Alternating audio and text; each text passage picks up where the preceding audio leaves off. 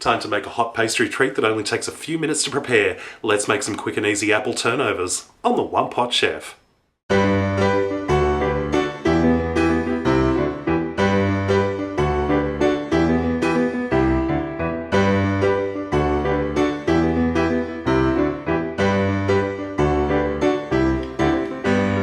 I'm doing a sort of shortcut version of apple turnovers today. First things first, I've got a 400-gram can of pie apples, and what I've done is I tipped them out onto a plate and used some kitchen paper towel to soak up any of the excess moisture on the apples, because if you don't do that, they tend to be very sloppy and wet and makes your pastry kind of soggy.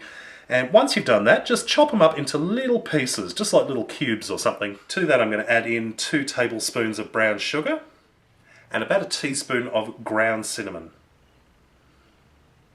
And then just mix that all together. That's looking gorgeous, so let's just set that aside. Next I've got some sheets of frozen shortcrust pastry. I'm using this as a shortcut, but if you want to make your own shortcrust pastry, check out my custard tart video. It will show you how to make some. And I'm just using a large cookie cutter, and I'm just making circles, like so. Let's start putting together our apple turnovers. We've got our pastry circles here, and we're just going to put a very small amount of the apple mixture onto each circle. Just press it down so it fills up everywhere, and then fold it over to enclose. And then simply, using a fork, just press down the edges.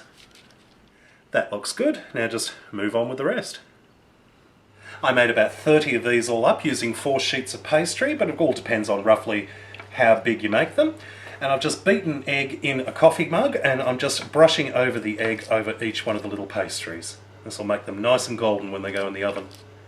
And these are ready to go into the oven, preheated oven 200 degrees Celsius for about 20 minutes, or until the pastry is nice and golden on top. Then we'll be ready to eat. And here are our completed apple turnovers fresh out of the oven. The whole place smells like freshly baked apple pie. So gorgeous. So I'm going to take a bite. Just be careful because they are still very hot. Mmm. Yum. Yum. Very hot. Oh, kind of burnt my mouth a bit. So good. The apple is so tender and juicy, and you've got that sweetness from the sugar and the hit from the cinnamon, and the pastry is just gorgeous. Serve these with some whipped cream or some ice cream.